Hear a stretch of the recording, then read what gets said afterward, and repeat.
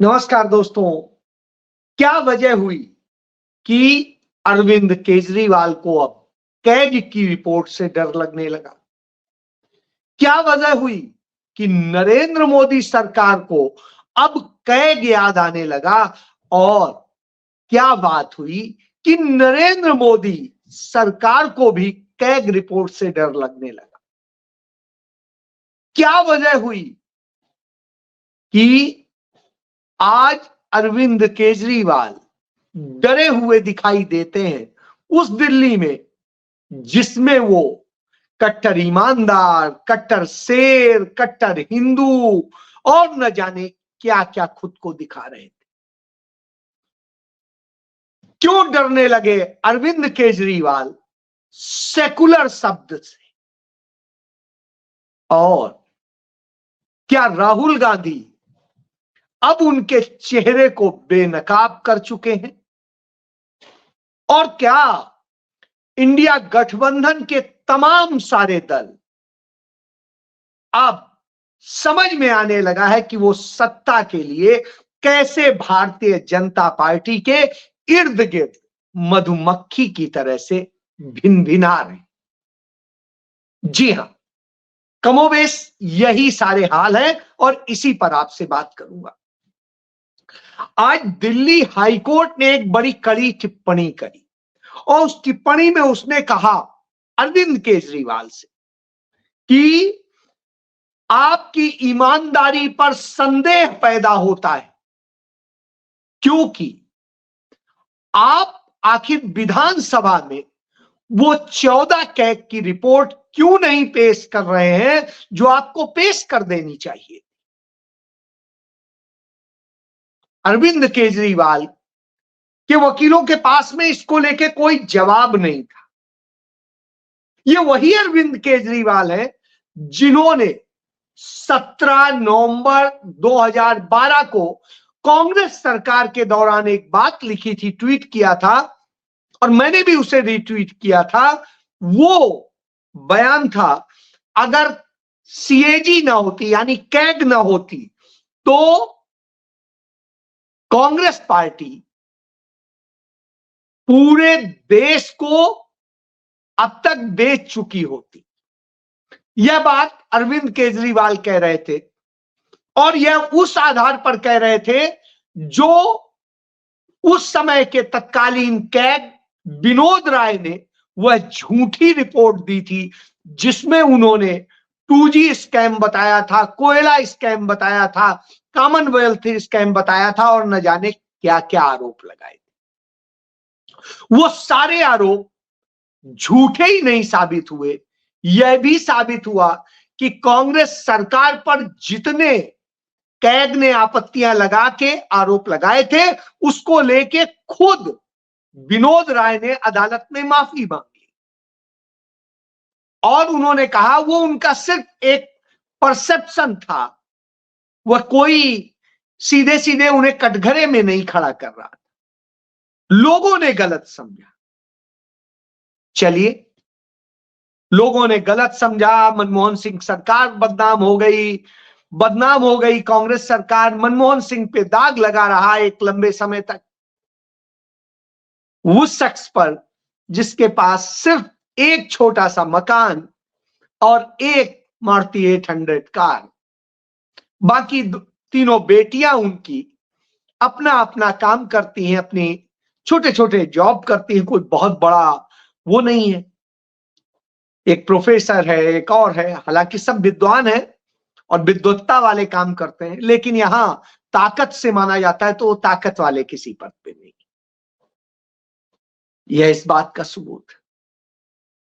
Arvind Kejriwal IRS officer थे, Congress party में भी इस समय SC मोर्चा और उसके प्रमुख हैं वो भी IRS ऑफिसर थे और वो बॉस रहे थे केजरीवाल के।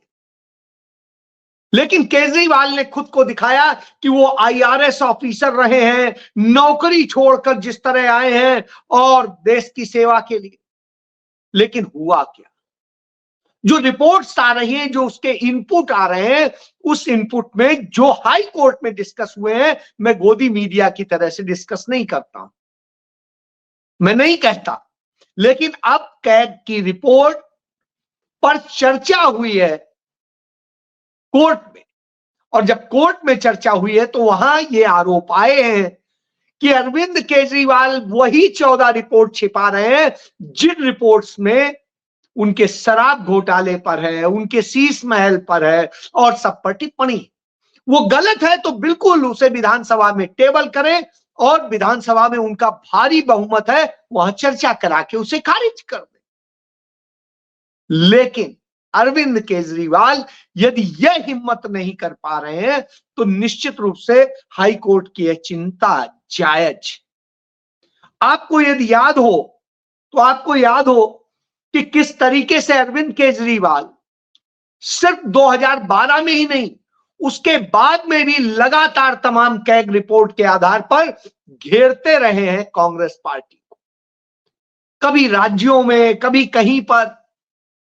और उसके बाद याद करिए 2023 में कैग की रिपोर्ट आई थी, उस रिपोर्ट में 7 रिपोर्ट थी और उन 7 में मोदी सरकार के घोटाले थे। दौड़ दौड़ के आम आदमी पार्टी के नेता, ये 2023 की बात के अंतिम समय की, तब दौड़ दौड़ के प्रेस कॉन्फ्रेंस कर रहे थे, उस पर भी कर रहे थे कि जो 18 करोड़ की सड़क बननी चाहिए थी, वह सड़क 250 करोड़ रुपए से ज्यादा की बन रही थी, द्वारका एक्सप्रेसवे को। वो कैग की भी रिपोर्ट आई थी जिसमें एक ही नंबर पर लाखों लोग, एक दो नहीं, लाखों लोगों के वो रजिस्टर्ड थे, आयुष्मान योजना का घोटाला था। इसी तरीके से तमाम 7 घोटालों का जिक्र था, उसमें गृह मंत्रालय के भी घोटाले थे। तो आप यह समझ सकते हैं, और बार बार यह मांग उठती रही है कि पीएम केयर फंड की भी ऑडिट कैग से कराई जाए। बहरहाल वो सब कुछ नहीं हुआ। इतना जिसे कैग पर यकीन था, वो अब इस कैग की रिपोर्ट से क्यों भाग रहा है? सवाल यह है, वो डर क्यों रहा है? सवाल यह है, यदि आप बेईमान नहीं है तो आपको डरना नहीं चाहिए। यही बात हाई कोर्ट ने कही, इससे आपकी ईमानदारी संदेह के दायरे में आ जाती, निश्चित रूप से बड़ी बात। चलिए, तो उधर भाजपा कैग से डरती, भाजपा ऐसे डरती है कि जब कैग की रिपोर्ट आई थी 2023 में, और 2023 में अगस्त महीना था, तब कांग्रेस पार्टी ने उसी के आधार पर जब चर्चा शुरू की तो भारतीय जनता पार्टी, नरेंद्र मोदी इतना घबरा गए कि वो कैग का ऑडिट करने वाले सारे ऑफिसर्स को खुड्डे लाइन डाल दिया था, और वो सब खुड्डे लाइन कर दिए गए, सब तबादला कर दिए गए। और उसके बाद में दूसरे लोग, नरेंद्र मोदी के चहेते, हालांकि आदिवासी समुदाय से आते थे, मांझी थे, वो कैग थे जो उनके गुजरात में भी उनके साथी रहे थे, और तमाम तरह के उन्हें काम दिए गए थे। उन्होंने वही किया जो मोदी जी चाहते थे। विनोद राय एक पाप करके गए थे, मांझी तो मोदी के सबसे क्लोज थे, उसके बावजूद यह रिपोर्ट आ गई, निश्चित रूप से चिंताजनक थी। तब साहब मांझी ने लेकिन बाकी अफसरों को खुड्डे लाइन कर दिया, संट कर दिया। तो अब मोदी को कैग से इतना डर लगने लगा है कि अब जो कैग दर्जनों रिपोर्ट्स दिया करता था, वो कैग इक्का दुक्का रिपोर्ट भी बड़ी मुश्किल से देता है। और जब बड़ी मुश्किल से देता है मोदी सरकार पे, तो आप समझ सकते हैं कि कितना बड़ा डर है अब कैग का। तो जब यह हो, स्वाभाविक सी बात है, इस बात को लेके चर्चा होनी चाहिए। नरेंद्र मोदी सरकार इन्हीं ऑडिट्स रिपोर्ट का आधार बना करके चीजें देश की बेचती, उसी से उसके मूल्यांकन कर देती है। और उसी कड़ी में उत्तर प्रदेश में, जहां आप कहते हैं भगवाधारी की सरकार है, उस उत्तर प्रदेश का एक रिचेस्ट महकमा माना जाता था बिजली विभाग, और उस बिजली विभाग की आज यह हालत हो गई है कि नरेंद्र मोदी ने अपने सचिव रहे अरविंद कुमार को उसका मंत्री बनाया हुआ है। और अब वो मंत्री जी उस बिजली विभाग को के दो बड़े प्रखंड, दक्षिणांचल विद्युत वितरण निगम और पूर्वांचल विद्युत वितरण निगम, यानी पूरा इधर पश्चिम का आगरा में मुख्यालय दक्षिणांचल का और पूर्वांचल का बनारस में, वाराणसी जहां नरेंद्र मोदी। तो अब आप सोचिए, दोनों को उन्होंने बेचने का कर दिया है। और ये उस स्थिति में होते थे जो सबसे ज्यादा मुनाफा देते थे, उन्हें बर्बादी में ला दिया और उन्हें बेचने का। और जितने सस्ती दरों पे उसे बेचा जा रहा है, उससे कितना गुना ज्यादा फायदा वो दे रहे थे और उनका एसेट है, उस पर बात नहीं हो रही। इसी तरीके से चंडीगढ़ में जो उनका बिजली का पूरा महकमा है, वो महकमा बेचा जा रहा है। तो इस तरह से नरेंद्र मोदी ने वो मॉडल अपनाया कि कैसे हर चीज बेच दी जाए। शायद यही वजह है कि अडानी ने कहा अब विल्मर या किसी में हम पैसा क्यों लगाएं, तो वहां से अपने को विड्रॉ करने का फैसला किया। उनके शेयर करीब 20% गिर गए। उनका तो बर्बादी हो रही है, लेकिन यहां उनके इन्वेस्टमेंट इन सब जगह हो रहे हैं कि उससे बहुत ज्यादा फायदा, और उन्हें यह काम करने के लिए भारत सरकार की तमाम बैंकें लोन देती, वो लोन दे करके उन्हें इसमें लाती। यदि इतना ही घाटे का है, इतना ही उसमें बेकारी है, तो तमाम प्राइवेट कंपनियां तमाम तरह के अफसरों को खुश करके, मंत्रियों को खुश करके, सरकारों को खुश करके, और ये क्यों लेना चाह रहे? आप समझ सकते हैं इस देश की पूरी बिजली पर कब्जा करने का अडानी का धंधा, और इसके लिए उन्होंने मध्य प्रदेश की पूरी बिजली ले ली है। अमरकंटक का पावर जनरेशन का प्लांट जो सरकारी था वो ले लिया है, और आगे इसी तरह के क्रम चल रहे हैं। इसलिए कांग्रेस से इनको नफरत होती है। इस पर सवाल नहीं उठाया जाता, इस पर आम आदमी पार्टी भी सवाल नहीं उठाती, लेकिन साहब बाकी चीजें होती। आप जो हालात लगातार बन रहे हैं उनसे समझ में आता है दिल्ली सरकार में भी आम आदमी पार्टी ने कमोबेश इसी तरह से किया। वहां आज बिजली बाहर से खरीदी जा रही, जो दिल्ली सरकार के अंडर में है, लेकिन फायदा अडानी को दिया जाए तो पंजाब में भी जो पंजाब में जनरेशन प्लांट है वो बंद पड़े हुए हैं, उन्हें बर्बाद किया जा रहा है और अडानी की बिजली खरीदी जा रही है। उसी तरीके से काम हो रहा है दिल्ली। अब इन सब के बाद जहां पर आकर के तस्वीर खड़ी हो जाती है वो ये खड़ी हो जाती है कि यदि आप प्रदेश की जनता का हित सोचते हैं, देश की जनता का हित सोचते हैं, तो उसके लिए क्या कर रहे हैं, और उस पर करने का जो क्रम है उसका एक उदाहरण देता हूं कि जम्मू कश्मीर में एक टनल का उद्घाटन कर रहे थे नरेंद्र मोदी। निश्चित रूप से बन के तैयार हुए, उद्घाटन बनता है, वो सोनमर्ग से जोड़ती है।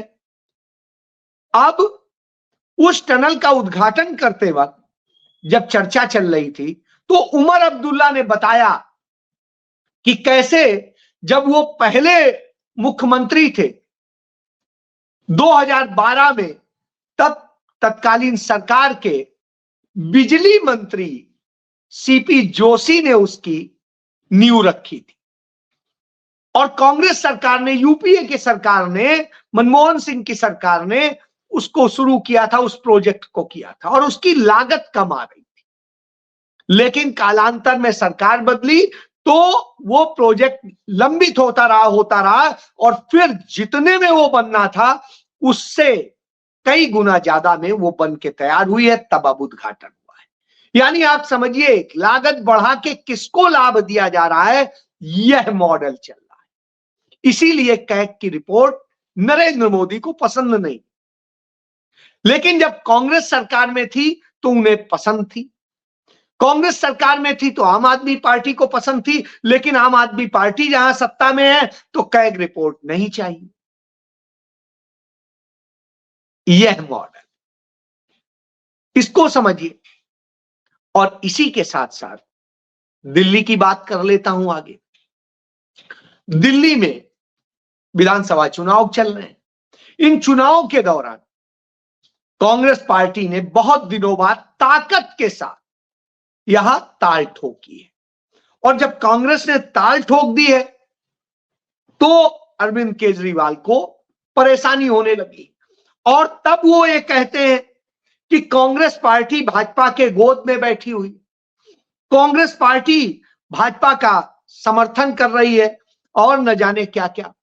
और जब वो कहते हैं कांग्रेस पार्टी पैसा ले रही है भारतीय जनता पार्टी से, तो हंसी आती है। ये वही कांग्रेस पार्टी है जिसके account Bharatiya Janata party freeze कराती है, और उसके लिए कह रहे हैं पैसा लेती है। बहरहाल अरविंद केजरीवाल ये बात पहली बार नहीं कह रहे, इसके पहले आपको याद होगा 2018 में, तारीख थी 3 दिसंबर 2018, उस समय भी अरविंद केजरीवाल यही बात कह रहे थे, और लगातार उस समय और उसके बाद में कांग्रेस के साथ आए तब कांग्रेस को अच्छा बता रहे। इस तरह से करके वो एक्सपोज होते हैं, और उस एक्सपोज होने का बताऊं, कांग्रेस पार्टी ने इसलिए कि सेकुलर पार्टी ही सरकार बनाए, हम ये लड़ेंगे और कुछ वोट काटेंगे तो भारतीय जनता पार्टी आ जाएगी, इसलिए उतनी मजबूती से दिल्ली में पिछले 3 चुनाव नहीं लड़ रही है। जब नहीं लड़ रही है तब अरविंद केजरीवाल क्या कहते थे वो भी सुन लीजिए। आम आदमी पार्टी को भारी बहुमत दो। अब कांग्रेस तो छोड़ के भाग गई, कांग्रेस तो चुनाव ही नहीं लड़ रही, सारे कह रहे हैं कांग्रेस भाग गई। अब आप सोचिए, जब कांग्रेस इनके खिलाफ चुनाव नहीं लड़ रही थी और बस कहने को सिंबॉलिक वोट थी, तब ये कहते थे। अब जब कांग्रेस लड़ रही है चुनाव तो इनको परेशानी है, तब क्या कह रहे हैं, गोद में बैठी है उनसे पैसा ले रही। बहरहाल राहुल गांधी ने कहा हम राजनीति करेंगे, सकारात्मक राजनीति करेंगे, और उन्होंने आगाज कर दिया जय बापू, जय भीम, जय संविधान रैली से, और यहां से बता दिया कि हम लड़ने आ रहे हैं जनता के लिए, हम लड़ने आ रहे हैं उस 90% के लिए जिसको मोदी ने भी सताया है और जिसके हाथ केजरीवाल ने भी मारे। हम लड़ने आ रहे हैं उस व्यक्ति के लिए जो सचमुच चाहता है देश कानून से चले, संविधान से चले। हम चाहते हैं देश की राजधानी आदर्श बने जैसी 2013 के पहले तक हुआ करती थी, जिसे बर्बाद किया गया है। न दिल्ली सबसे प्रदूषित राजधानी थी दुनिया में, न दिल्ली यमुना इतनी गंदी थी, न और कुछ था, लेकिन सारी चीजें करके आज यमुना भी गंदी है, दिल्ली भी गंदी है, लोगों का जीना मुश्किल है, टैंकर माफिया हावी है, और न झुग्गी वालों को घर मिले न कुछ और मिले, उजाड़ा जरूर गया। तो उसकी लड़ाई लड़ने कांग्रेस जब उतरती है तब परेशानी हो जाती, और उसी परेशानी का यह नतीजा है कि न कैग की रिपोर्ट स्वीकार है, न सच स्वीकार है, और न सही मायने में लोकतंत्र स्वीकार। तो यानी जो आरएसएस को चिट्ठी लिखते हैं अरविंद केजरीवाल, वो साफ हो जाता है कि वो आरएसएस के एजेंट हैं, और राहुल गांधी अब इसीलिए आ रहे हैं क्योंकि तमाम दल आज मधुमक्खियों की तरह से भिन्ना रहे हैं भाजपा के आगे पीछे, मोदी के आगे पीछे, कि उन्हें कुछ शहद खाने को मिल जाए, मलाई खाने को मिल जाए। तो साहब, वो शहद के लिए आपको इंडिया अलायंस के तमाम दल मिल जाएंगे। चाहे ममता बनर्जी वही शरद पवार टाइप वाला खेल खेल रही हैं, शरद पवार खेल ही रहे हैं। उद्धव ठाकरे भी अब परेशान है, वो भी ये चाहते हैं। उधर लालू यादव के सुपुत्र वो भी परेशान है, वो भी चाह रहे हैं कि कुछ ऐसा ही हो जाए। क्योंकि यदि याद करिए 1989 की सरकार या 1977 की सरकार, ये सब साथ हो गए। तो जो ये साथ हो गए थे, फिर अटल बिहारी वाजपेयी की सरकार में कौन कौन साथ था वो भी देख लीजिए। तो इसका मतलब है बाकी सब भाजपा के साथ जा सकते हैं, कांग्रेस को छोड़ के। इसलिए कांग्रेस से डर लगता है, राहुल गांधी से डर लगता है। राहुल गांधी अकेले शेर की तरह लड़ा है, यह अंतर है बाकी सब में। और किसी को यह नहीं कहते कि आप मत लड़ो। यह है राजनीति।